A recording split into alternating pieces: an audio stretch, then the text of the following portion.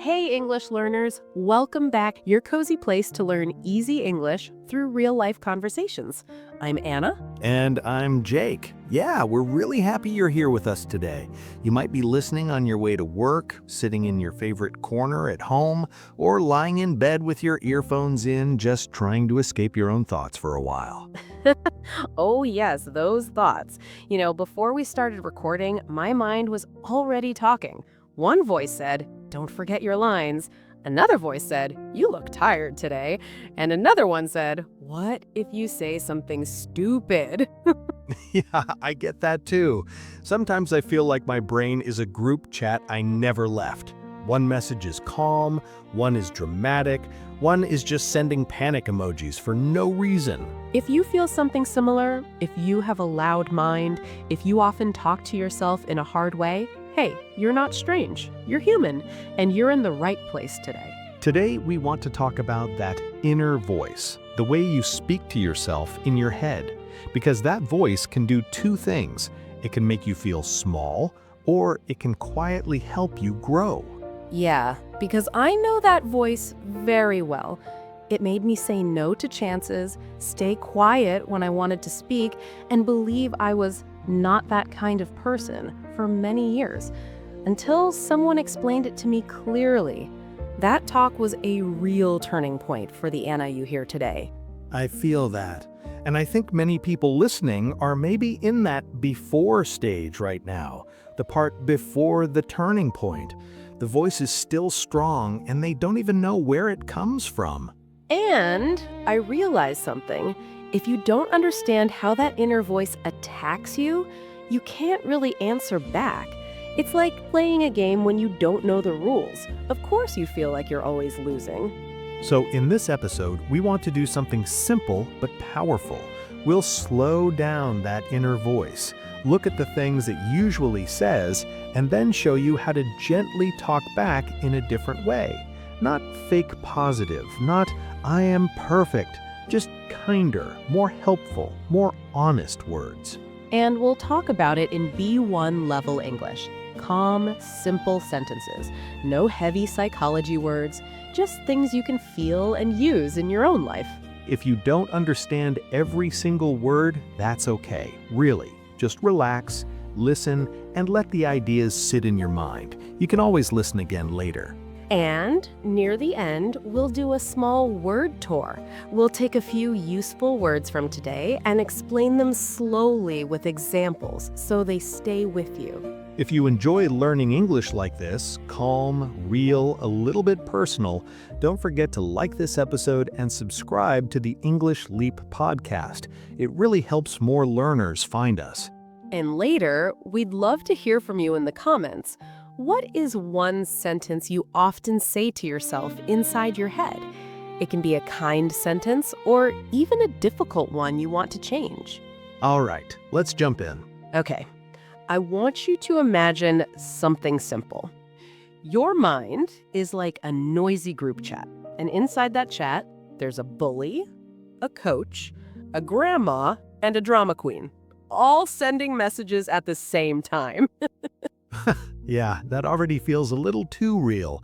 My brain is exactly like a group chat at 2 a.m. No filter, 200 messages, and half of them are drama. So this is our starting point today. Not "you are broken," not "you are lazy," but your inner group chat is just very loud, and some of the voices are not very kind. And step by step, we're going to look at those voices, especially the bully and the coach, and see how you can slowly turn the volume down on one and up on the other. In that group chat, you have different voices. One voice says, "Come on, you can do it." That's like your inner coach. Another voice says, "You always fail. Don't even try."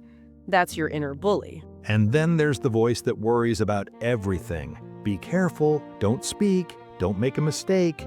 It thinks it's protecting you, but it often makes you feel overwhelmed, like your head is full and you can't move. When this negative voice is very strong, we call that your negative mindset, the usual way you think about yourself.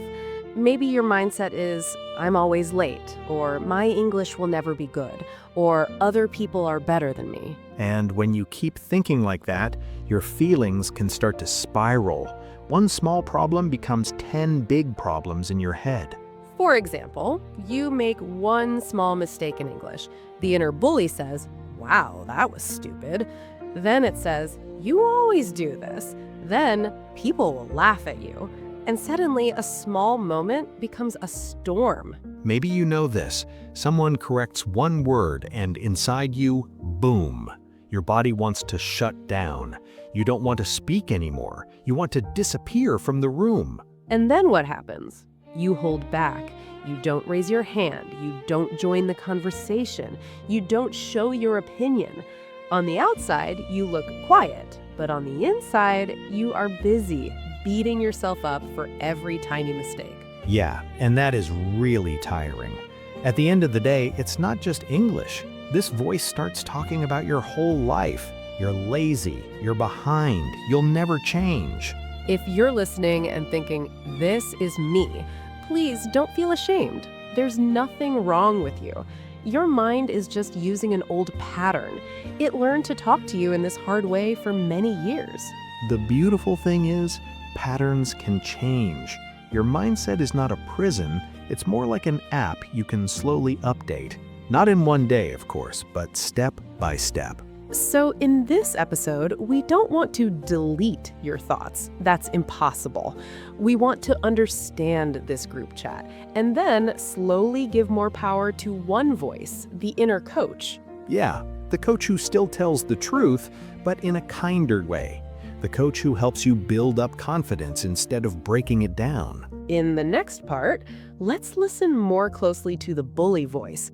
How does it talk in real life? In English class, at work, when you're alone at night? Because when we can see clearly how the bully talks, we can finally answer back, not with hate, but with something stronger. Yeah, and to do that, we have to really listen to how that voice sounds in real life. Not in a movie, but in your normal, boring day. Right, so let's slow down 3 simple moments. In class, on your phone, and in bed at night. The bully is very active in those places. First, imagine you're in an English class or meeting. The teacher or boss asks a question. Inside your head, the answer comes, I think it's present perfect. And for 1 second, you feel brave. Your mouth starts to open. And then the bully jumps in. Wait, what if you say it wrong? What if they think you're stupid? Just stay quiet. So, you close your mouth.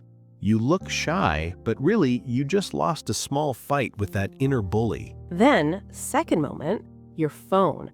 You want to send a message in English, maybe to a teacher, a manager, or someone you like. You type something. And the voice says, who do you think you are? Your English is so bad, they won't care. So you erase the message, maybe you even erase a voice note 3 times. And then later that night, the same voice says, why don't you take more action? Why are you so quiet? It's like, excuse me, sir, you told me not to do anything.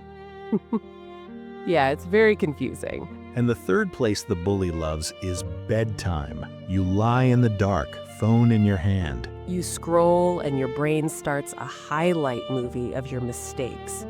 Why did you say that today? Why didn't you speak up in that meeting? Why are you still here in life? This is how we get into a spiral. One scary thought leads to another and another until you feel like you're carrying the whole world in your mind. Like you're carrying the world on your shoulders. You feel heavy, even if you didn't do much that day. At the end of the day, it's not your English level that makes you tired. It's this quiet fight inside your head. And hey, if that is you, we're not judging you. We've both been there too, really. So if the bully is driving the car right now, how do we invite someone else to sit in the driver's seat? That's where the inner coach comes in. Let's talk about that voice next. Yeah, because just saying stop thinking negative never works. We need a new way to talk to ourselves. Think of it like this. You can't just throw the bully out of the group chat, but you can add a new member, a calm, wise coach. The inner bully says, you failed this test, you're stupid. The inner coach says, "You failed this test. Ouch, that hurts. Let's see why it happened and what we can change." After my studies, I had to teach my first big English class. I was so nervous. I felt my voice shaking, I forgot some words. One student even corrected my pronunciation. Oh, that can feel terrible. Yeah. When I went home, my bully voice said, "See, you're a bad teacher. You will never be good enough. Maybe you should stop." And that kind of mindset doesn't just hurt, it also kills your progress. If you believe that story, you won't try again. But then, a few days later, I wrote down what actually happened. And I asked myself, if I was my own student, what would I say? That was my inner coach speaking for the first time. And what did the coach say? It said, "Okay, your lesson was not perfect, but you showed up. You stood in front of the class. That is brave. Next time, you can prepare more examples, breathe more slowly, and maybe laugh when you make a mistake." Ah, that already feels lighter. That moment was a small light bulb moment for me. I realized I don't have to wait until I'm perfect to be kind to myself. I can be kind while I grow. You can practice this too. Next time you make a mistake in English, try this small change. Don't say, "I am stupid." Say, "I feel stupid right now, but this is just one moment. What can I learn?" That one sentence slowly changes your mindset. It gives you a little more clarity. You're not attacking who you are, you're just looking at what happened. Now, there is another big idea here.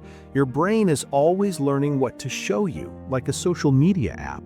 Yeah, let's talk about your mind's algorithm. If you've ever opened YouTube and suddenly it's all cooking videos, you know what an algorithm does. Right. If you watch a lot of cooking, the app says, "Oh, you like this. I'll show you more." If you watch sad news all day, it shows you more sad news. Your mind works in a very similar way. The thoughts you repeat are like videos you like and watch again. If you think all day, "I'm lazy, I'm behind, I'll never change," your brain starts to collect proof.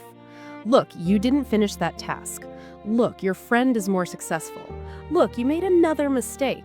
So the algorithm in your head learns, "Oh, this is important for you. Let me show you more of it." But if you start noticing small wins, I listened to English for 10 minutes today.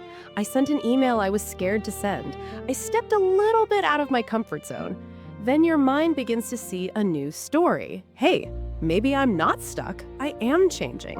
When you step out of your comfort zone, even a little, you give new data to your brain. You show it a different possible you. And you don't have to pretend everything is perfect. You just choose which moments you want to highlight in your day. So if we want to change how we feel, we don't need magic. We need simple, repeatable actions that send a new message into the algorithm. Let's give you 3 very small daily habits that can help you do this in the morning, during hard moments, and at night.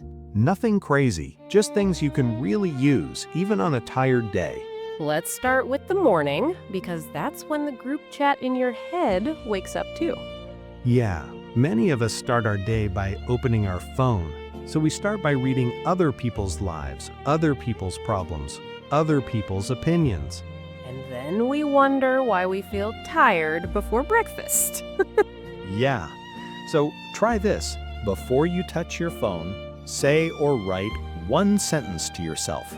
For example, today I will talk to myself like a friend. Today I will make one small progress in my English. It takes maybe 10 seconds, but it tells your brain, I am the driver of my day. You're not just carrying the world on your shoulders from the first minute. Next habit is for those hot moments, when you feel angry, hurt, or ashamed very fast. For example, someone laughs when you make a mistake, or you see a photo online that makes you feel less than, or you get a message that wakes up all your doubts. In that moment, do nothing. Just for a few seconds. Don't text, don't post, don't explode. Take a breath and ask, what is my inner bully saying right now? Maybe it's, you're a failure, nobody respects you. Then gently ask, what would my inner coach say? Maybe, This hurts, but it doesn't decide my future. I can answer later when I feel calmer. You don't have to control the first thought, but you can choose the second thought. That choice is where you begin to bounce back. It's like a song on the radio. You can't always control which song plays first, but you can decide whether you leave it on or change the station. And now, the last habit for the end of your day. Many people go to bed and only replay their mistakes. I should have done this. I shouldn't have said that. I wasted the day. That's like giving your brain a negative report every night. No wonder you wake up tired. Tonight, try this instead. Before you sleep, write 3 things you did right. They can be very small. I listened to this podcast. I wrote 1 comment in English. I walked for 5 minutes. See, this trains your mind's algorithm to see progress, not only problems. You're telling your brain, hey, I am moving forward. When you do this again and again, your confidence doesn't jump in one day. It slowly builds up. Right. You begin to see yourself as someone who maybe feels scared, but still shows up. Yes, you're not trying to become a perfect robot with no bad thoughts. You're learning to be a human with a kinder inner voice. So, that's it for today's main conversation. We hope something we said today sits in your mind and maybe changes the way you talk to yourself, even just a little bit. Yeah, and remember, you don't have to fix everything in one day. Just noticing your inner voice is already a big step. And before we say goodbye, let's take a slow walk through some of the words and phrases we used today. Yeah, just relax and listen. You don't have to remember everything at once. So the first word is mindset. Mindset means your usual way of thinking about yourself and about life. It's like the settings of your mind. For example, her mindset used to be very negative, but now she's learning to be kinder to herself. Or, if you change your mindset about mistakes, you can enjoy learning more. Next word, overwhelm. Overwhelm is the heavy feeling when there's too much to think or to do. Your brain feels full and you don't know where to start. For example, I feel overwhelmed when I have many messages, many tasks, and no plan. Or, learning English should not give you overwhelm every day.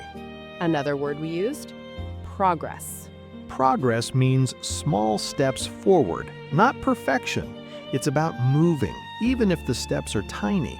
For example, listening to 1 English podcast a day is still progress. Or, don't wait to be perfect. Celebrate your progress. Let's look at clarity. Clarity is when your mind feels clear and you understand what to do. The opposite is confusion. For example, writing my thoughts in a notebook gives me more clarity. Or, after we talked, I had clarity about my next step. Another word is spiral. A spiral is when something goes round and usually gets worse. A thought spiral is when one bad thought becomes many bad thoughts. For example, I made 1 mistake and then my mind went into a spiral of negative ideas. Or, when you notice a spiral starting, it helps to take a breath and pause. Now, an expression, beat yourself up. To beat yourself up means to be very hard or very unkind to yourself because of a mistake. For example, she beats herself up for every small error in English. Or, you don't have to beat yourself up, you can just learn from it. Next phrase, light bulb moment. A light bulb moment is a sudden moment when you understand something clearly. It feels like a light turns on in your mind. For example, I had a light bulb moment when I realized my inner voice was the real problem. Or, sometimes one sentence in a book can give you a light bulb moment. Now, we also said, at the end of the day. At the end of the day means when you think about what is really important after everything. For example, at the end of the day, your mental health matters more than being perfect. Or, at the end of the day, how you talk to yourself is more important than one test. Another useful expression: step out of your comfort zone. To step out of your comfort zone means to do something new or a bit scary, not dangerous, but different from your normal safe area. For example, speaking to a stranger in English is stepping out of your comfort zone. Or, you don't grow if you never step out of your comfort zone. Let's look at carry the world on your shoulders. If you carry the world on your shoulders, you feel like you have too many problems or too much responsibility. Everything feels heavy. For example, he feels like he is carrying the world on his shoulders at work. Or, you don't have to carry the world on your shoulders alone. Another phrasal verb: shut down. To shut down means to stop talking or reacting because you feel stressed, scared, or hurt. For example, when they laughed at his mistake, he shut down and stayed silent. Or, if your teacher is too strict, some students just shut down and stop trying. Another one: build up. To build up means to grow slowly over time, little by little, not all at once. For example, small daily English habits build up your confidence.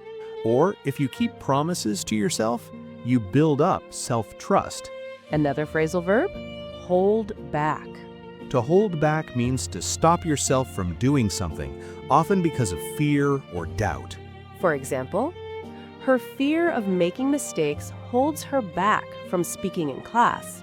Or, don't let your old story hold you back from trying again. Let's talk about show up. To show up means to be present and try, even if you're not perfect and even if you were scared. For example, you showed up today and listened to this whole episode. That's a big step. Or, you don't have to be the best. You just have to show up and practice. And our last phrase is bounce back. To bounce back means to recover after something bad and become strong again. For example, after a bad exam, she took one day to rest and then bounced back. Or, a kinder inner voice helps you bounce back faster after a hard day. If you like, you can choose 2 or 3 of these words and write your own sentences in the comments. Yeah, that's a great way to build up your vocabulary and also show up for your English practice. And remember, you don't need to use all of them today. Just keep them in your mind, and slowly they will become part of your language. We're really happy you spent this time with us. Take care of your English and take care of your inner voice. This is Anna. And this is Jake. And you've been listening to the English Leap podcast. Bye. Your progress doesn't end here.